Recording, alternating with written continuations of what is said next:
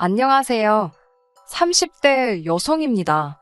제가 이렇게 사연을 보내게 된 이유는 저희 시아버지 때문이에요. 시어머니도 아니고 신우도 아닌 시아버지 때문에 제가 이혼을 결심하게 될 줄은 상상도 못했어요. 시아버지가 그런 분이실 줄이야. 솔직히 시아버지 성격이 드세서 힘들어요. 막말을 하셔서 힘들어요. 뭐 그런 이야기야. 다른 분들의 사연에서도 종종 나오는 이야기잖아요. 하지만 저는 저희 아버님 같은 분은 정말이지 본 적도 들은 적도 없네요. 하긴 결국엔 남편이 제일 문제였습니다. 남편이라도 아버님으로부터 저를 보호해줬다면 제가 아버님을 안 보고 살면 안 보고 살았지 이혼까지는 생각하지 않았을 테니까요. 남편과 저는 성격이 많이 달라요.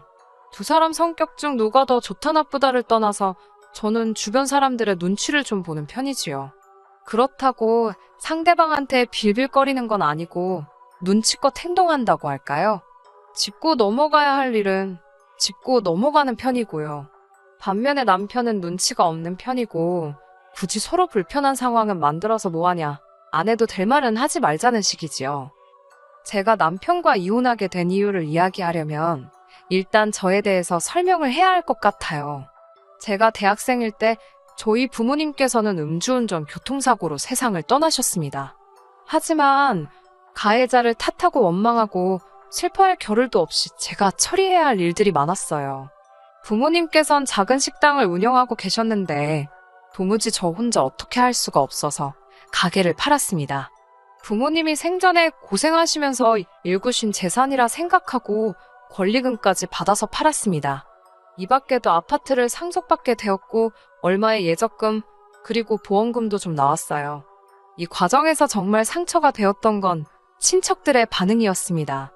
원래도 친정 부모님과 친가 어른들의 사이가 좋지 않았기에 애시당초 그쪽에 기댈 생각도 기대도 전혀 없었거든요. 하지만 그런 막말까지 듣게 될 줄은 몰랐습니다. 작은 숙부라는 사람이 저더러 아주 돈독이 올랐다나 돈의 환장을 했냐던가 그러면서 욕심이 사나우면 벌 받는다고 그 돈 사촌동생들하고 좀 나눠 쓰랍니다. 자기 형이 죽었는데 졸지의 조카가 부모를 다 잃었는데 뚫린 입이라고 저딴 소리를 하나 싶더군요. 진짜 인간으로도 안 보였어요. 외가 쪽도 사정은 다르지 않았습니다. 그래도 부모님이 살아계셨을 당시 외가하고는 관계가 괜찮은 편이었거든요. 그렇다 보니 사고를 알아차리자마자 이모와 삼촌들에게 먼저 연락을 하게 되었지요. 하지만 돈 앞에 장사 없다더니 그 말이 딱이었어요. 장례를 치르고 어느 정도 상황이 수습되고 나자 큰이모가 연락을 해오셨습니다. 어머니께 4명의 형제자매들이 있었는데 저는 그 중에서도 큰이모를 제일 잘 따랐거든요. 그래서 큰이모가 저에게 아파트를 팔고 당신과 같이 살자고 했을 때 그런 음흉스러운 계획이 있을 거라고는 상상도 하지 못했습니다. 큰이모가 말하기를 제 안전도 걱정이 되고 딸처럼 챙겨주고 싶어서 그렇다고 했으니까요. 부모님과의 추억이 담긴 아파트라서 팔고 싶지 않았지만 그래도 한편으로는 이제 이 땅에 내가 믿을 건 큰이모밖에 없다 싶어서 결국 아파트를 내놓았습니다. 뿐만 아니라 큰이모는 하루라도 빨리 저와 함께 살고 싶으시다며 금매로 처분하라고 조언까지 해주셨어요. 그리고 그때만 해도 저는 큰이모의 말에 다른 뜻이 있을 거라곤 조금도 의심하지 않았지요. 며칠 뒤 아파트 계약서를 쓴 날이었습니다. 이제 거의 다 끝나간다.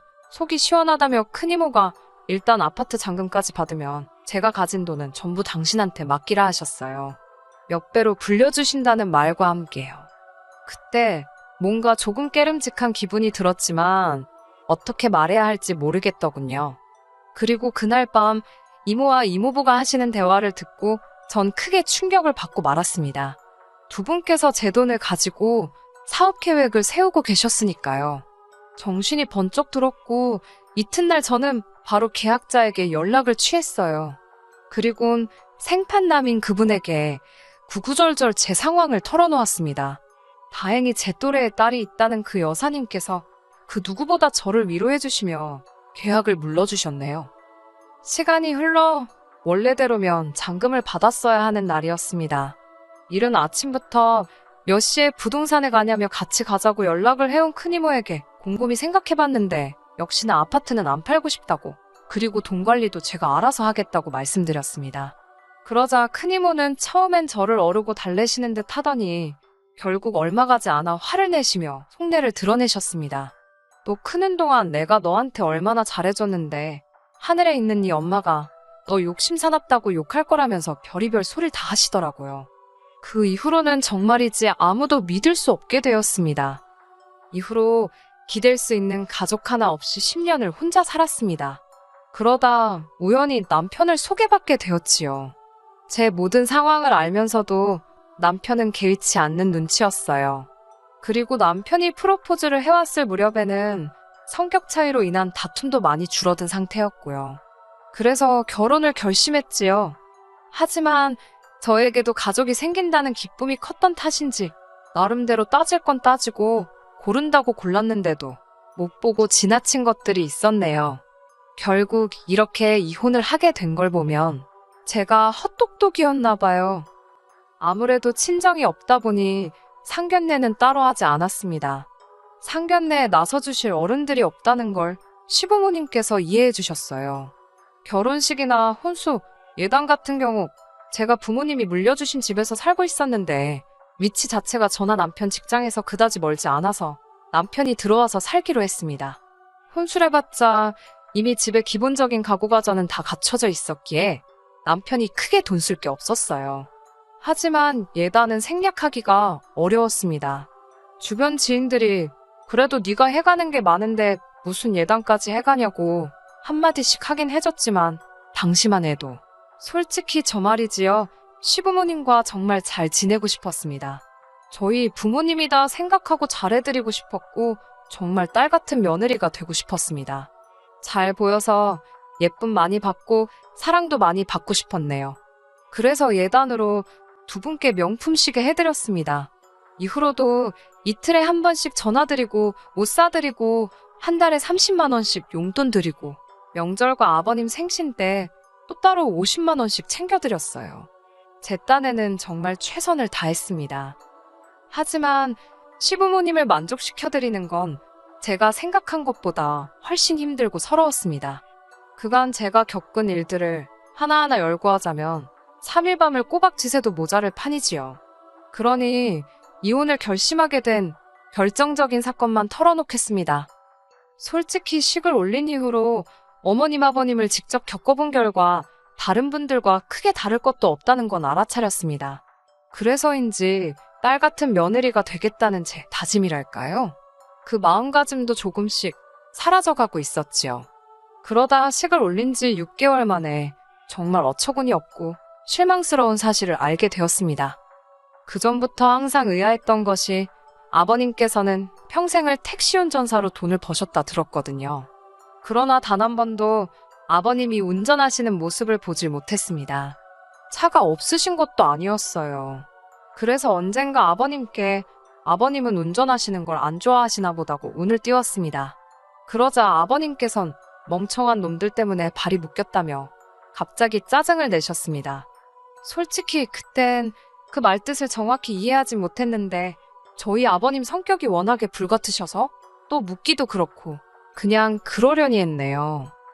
사건이 벌어졌던 날은 아버님 생신이라서 시댁에서 점심을 다 같이 먹었습니다. 어머님께서 며느리 솜씨 좀 보자고 하셔서 얼결에 제가 준비하게 되었어요.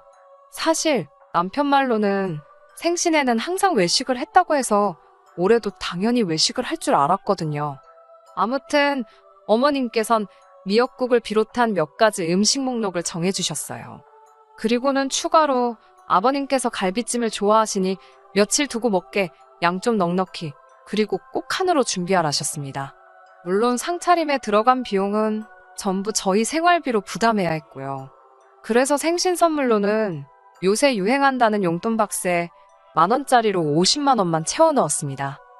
하지만 유감스럽게도 50만 원도 제 딴에는 쓴다고 쓴 건데 좋은 소리는 못 들었네요.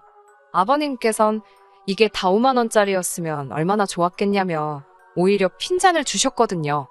아버님은 생신상에 들어간 제 노력과 시간 그리고 비용은 안중에도 없으신 눈치였습니다.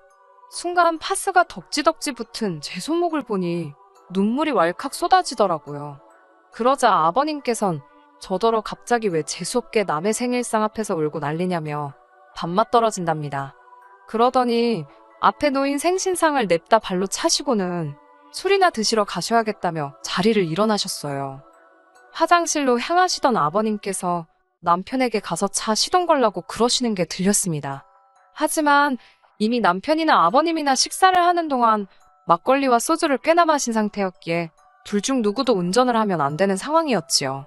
저는 남편에게 운전을 지금 어떻게 하냐고 안 된다고 막았습니다. 아버님께도 저 때문에 그러신 거면 저는 근처 카페라도 가 있을 테니 집에서 드시라고 말씀드렸지요. 그러자 아버님께선 진짜 저 때문에 술맛 떨어진다며 어떻게 시애비 비위도 하나 못 맞추냐입니다. 며느리가 좀 아버님하고 달라붙고 아양도 떨고 그래야 되는데 진짜 별로랍니다. 그러더니 남편더러 빨리 가서 시동 안 걸고 뭐하냐고 소리를 빽 지르시더라고요. 남편도 안 되겠다 싶었는지 주섬주섬 옷을 챙겨 입고는 현관을 나서는 거예요. 아버님의 막말도 그렇고 하란다고 하는 남편도 바보 같아서 우라가 치밀더라고요. 결국 제가 안 된다고 뛰어나가 그 둘을 가로막았습니다. 아버님, 지금 제 남편 음주운전 시키시려는 거냐고, 제정신이시냐고 소리를 질렀어요. 남편한테도 미쳤냐고 하란다고 하냐고 악을 썼고요. 그리고는 아버님께 그렇게 하셔야겠음 직접 운전해서 가시든지 마시든지 하시라 했네요. 아버님께선 저를 무섭게 노려보시곤 차에 올라타시려 했고 그 순간 남편이 아버지 지금 운전하시면 안 된다고 소리를 치더라고요.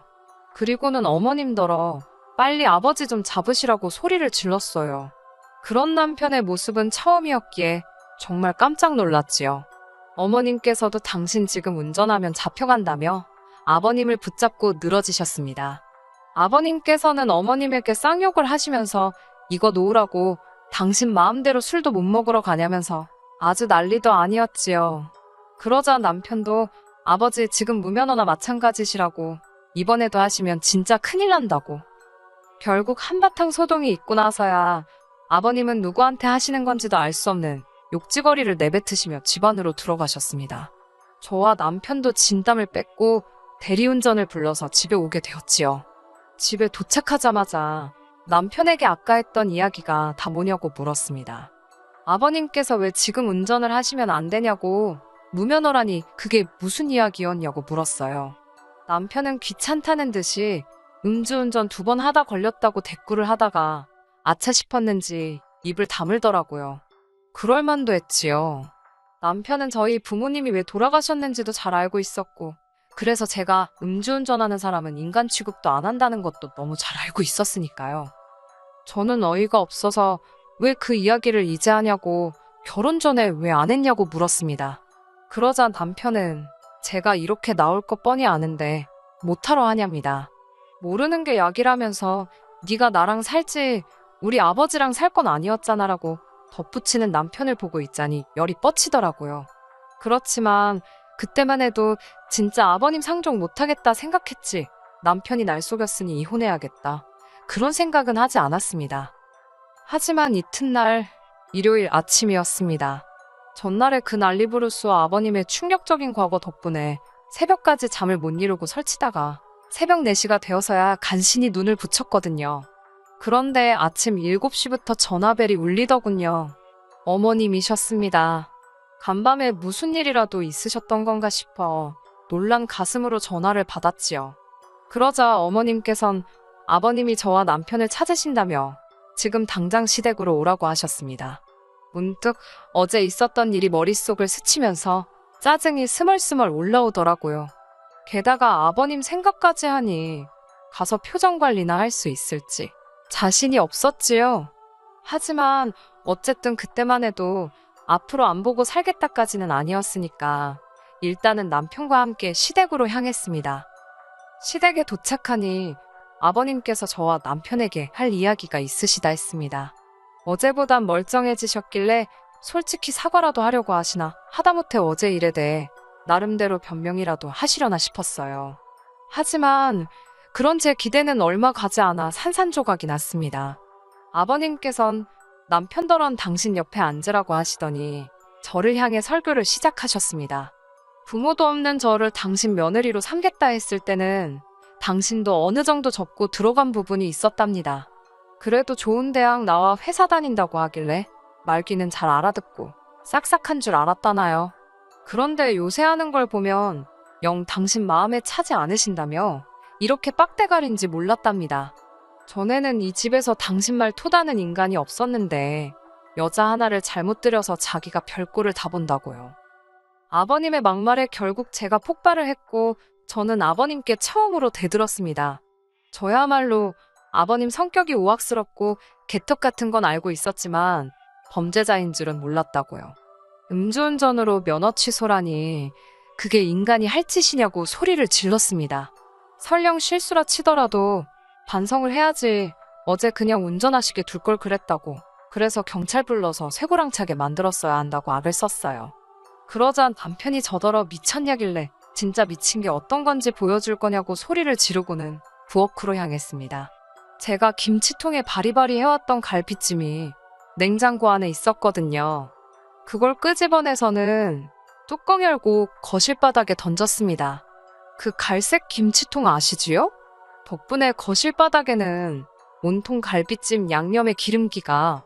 그러자 어머님께선 저더러 완전히 돌았냐고 아버님 앞에서 이게 무슨 행패냐며 저더러 빨리 죄송하다고 그러랍니다. 한 번도 저한테 따뜻하게 며느리라고 불러주신 적 없으신, 늘 저에게 야, 너 라고 부르시던 어머님이셨어요. 그동안 서러웠던 일들이 전부 한 번에 터져나오는 기분이었습니다. 남편이란 자식도 저를 붙들고는 한다는 소리가 자기 아버지 성질 몰라서 그러냐며 어떻게 뒷감당을 하려고 이러냐입니다. 빨리 지금이라도 싹싹 빌라대요. 그런 남편에게 넌 네 앞가림이나 잘하고 이제 집에 들어올 생각은 하지 말라 했습니다. 막말로 우리 부모님은 네 애비 같은 인간 때문에 돌아가신 거라고 쪽팔린 줄 알고 미안한 줄 알라고요. 이후로는 뭐 구구절절 이야기할 필요도 없겠네요. 남편이랑 깔끔하게 갈라섰습니다. 염치도 없고 낯짝 두꺼운 남편이란 작작해서 제 아파트는 물론이고 5만 가지를 다 탐을 내더라고요. 제가 먼저 이혼하자고 했으니 위자료를 줘야 한다나요? 네 하고 싶은 대로 하라고 했습니다. 법대로 하고 싶으면 법대로 하고 소송 걸고 싶으면 소송 걸라고요. 역시나 아무 일도 없었습니다.